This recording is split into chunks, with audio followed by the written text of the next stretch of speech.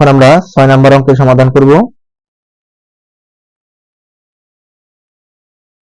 তো এখানে দেওয়া আছে root x inverse y into root y inverse z into root z inverse x. তো আমরা প্রথমে কি করব, ইনভার্সের কাজগুলো আগে করব।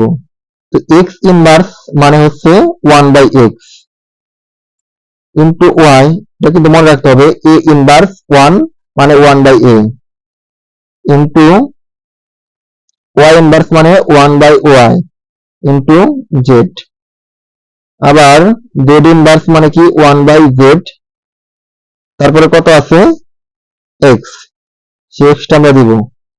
আমরা এইভাবে সাইড নোট করতে পারি, যেহেতু A inverse 1 is equal to 1/a।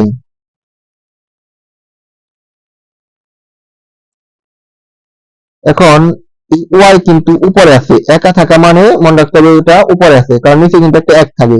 তো ওয়াই এর সাথে 1 গুণ দিলে ওয়াই কে ওয়াই, আর নিচে ছিল এক্স ইন্টু জেড এর সাথে 1 গুণ দিলে জেড কে জেড, আর নিচে ছিল ওয়াই। এক্স এর সাথে 1 গুণ দিলে এক্স কে এক্স, নিচে ছিল জেড। এখন একটা জিনিস মনে রাখতে হবে, যদি রুট জাতীয় অসংখ্য ভগ্নাংশ বা কোনো সংখ্যা থাকে, মানে প্রত্যেকের উপরে আবার যদি রুট থাকে এবং তারা যদি গুণাকারে থাকে, তো প্রত্যেকটা রুটের পরিবর্তে আমরা একটা রুট কিন্তু লিখতে পারি। যেমন একটা উদাহরণ দিই, যদি কোনো জায়গায় root A into root B into root C এরকম যদি আরো অসংখ্য থাকে এবং এরা প্রত্যেকে কিন্তু গুণে আছে, তো গুণে থাকলে আমাদের কি করতে হবে, আমরা এইভাবে লিখতে পারি, প্রত্যেকটা রুটের পরিবর্তে একটা রুট দিব, আর রুটের ভিতরে যারা ছিল তাদেরকে এইভাবে গুণ আকারে রেখে দেব।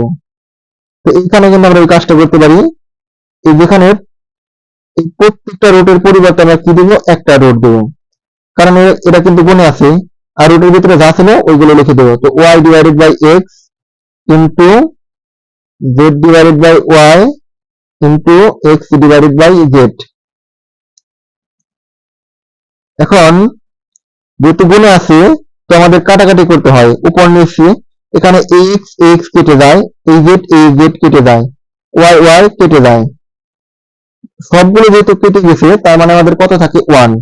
তো ফাইনালি আমাদের ফল হবে কত, √1, আর 1 কে রুট করলে কত হবে 1। তো এটা আমাদের অ্যান্সার। ধন্যবাদ সবাইকে।